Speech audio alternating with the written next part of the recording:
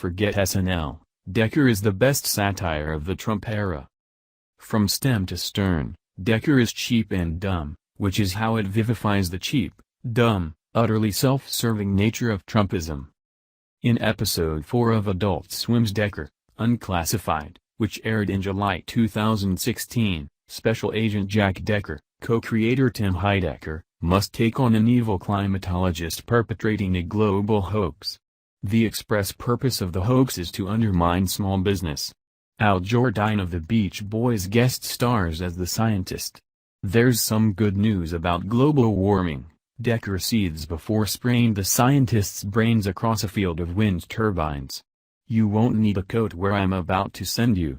Finally, in a nod to Don Quixote, he shoots down the turbines, one by one. The screen goes black. A note from Heidecker appears: global warming is a hoax. And if we do not accept that fact, we risk destroying the very foundation of the basis of our country. This show is stupid as fuck, my husband said. Yeah, it's supposed to be, I told him. It's a Trojan horse. From stem to stern, Decker is cheap and dumb, which is how it vivifies the cheap, dumb, utterly self-serving nature of Trumpism. Jack Decker is not just America's champion but a winner in every sense, as good at songwriting and skiing as he is at defeating terrorism. Decker is far and away the best satire of the Trump era. The clip art graphics and it came free with GarageBand soundtrack don't preclude the show from being subtle and sophisticated. In fact, that misconception is its greatest strength. The show began in 2014 as a YouTube series spin-off of Heidecker and Greg Turkington's web series on cinema, after Heidecker's right-wing character, also named Tim Heidecker, becomes so frustrated with liberal Hollywood's lack of patriotic action movies that he decides to create his own homage to ass-kicking American heroes like himself. If all goes to plan, tales of Decker's epic heroism will be recounted in front of an adoring audience made up of every single person in the entire nation. Part of the fun of any Adult Swim series is grooving out on its anarchic sensibility. Marquee names and veteran comics appear in what are essentially cracked-out, low-budget student films, like the Southern Gothic soap opera spoof The Heart, She Holler. Adult Swim's target demographic skews young. It makes sense that the greatest Trump satire would hail from this outpost. When the YouTube series first appeared in 2014, it was years before anyone thought to take Trump seriously. And yet it still functions as a more effective satire of the Trump administration than anything we've seen on TV since the inauguration. Saturday Night Live offers biting wit, sans bite or wit, although I understand the liberal boosterism of the show. People are hoping SNL will work like Hanoi Hannah and demoralize the enemy. But who really believes it's all that clever? Alec Baldwin has always seemed like a bit of a blowhard himself. A 2004 Urban Dictionary entry uses him as an example under the definition of bloviator. Since when is having one loudmouth impersonate another a deft satirical masterstroke? The recent Complicit perfume sketch featuring Scarlett Johansson is just as lazy, belaboring a single, one-note joke for nearly 2 minutes and name-checking issues it doesn't bother to explore in depth. I get Trump is a champion for women. But like, how? Which begs the question, this skit is incisive, but like, how? The faux news hosts John Oliver and Samantha Bee are no better. Week after week, they toe a recognizable party line, retreading their outrage and rewording their ad hominem attacks. And that's precisely why liberal viewers watch them. The punchlines may be hit or miss, but at least we know we won't be challenged. The real point of these performances is to reinforce liberal tribal values, with booming audience laughter signaling to the viewer when she can affirm her membership and shared presumptions with a hearty guffaw.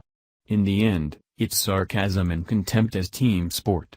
Yet we're appalled when Fox News does the same. When they do it, it's bad for the country. When we do it, well, so long as it's us, who cares? We're the educated, the urbane, and therefore we get a pass. It's not really John Oliver's or SNL's fault that their material isn't stronger. Rote party line humor is just a bunker for the imagination. At this moment in history, sketch comedy is bringing a knife to a gunfight, A format that approaches the Trump administration's policies and personalities with predictable outrage or straightforward, almost literal parody can't account for Trump's omnipresence in our lives or illustrate his attempt to reshape reality itself to advance his own interests. These shows may be wild within the limited parameters they set for themselves, but that's a long way from being genuinely imaginative. To really get at Trump's staggeringly elementary and self-serving view of government, we need a similarly full-scale and comprehensive comic vision. This is exactly what Heidecker has built across 3 seasons of Decker, to the point that the show has transcended its sketch beginnings. A great work of art is like a dream, Carl Jung wrote in 1933's Modern Man in Search of a Soul. For all its apparent obviousness, it does not explain itself and is never unequivocal. A dream never says, "You ought," or "this is the truth." It presents an image in much the same way as nature allows a plant to grow, and we must draw our own conclusions. Decker does not explain itself. The show has no laugh track and never names its target. Its presentation is straight-faced, a right-wing hero saves America, again and again. Some close reading is required to get the larger joke, that this is not just a silly send-up but a pointed and even rigorous critique. You could simply enjoy Decker as a spoof of hero-worshipping action series like 24, but the details start to creep up on you. The arch-villains, you realize, resemble Hillary Clinton and Huma Abedin. Decker himself looks a hell of a lot like a Trump son. The acting is stilted, the dialogue is bad, the logic is garbled, tautological, absurd. Climate change is a plot to destroy small business. Promoting diversity leads straight to terrorist infiltration. We must close our borders to protect ourselves from all enemies, foreign or domestic. The show's brown-skinned characters long to live the simple life and their backgrounds shift at random. A Hawaiian man might sound Jamaican. These people are props, human talking points. In the climate hoax episode, a black hotel owner voices the Republican fantasy that he and his family have been lifelong Democrats, but are so fed up with federal over-regulation they'll soon vote GOP.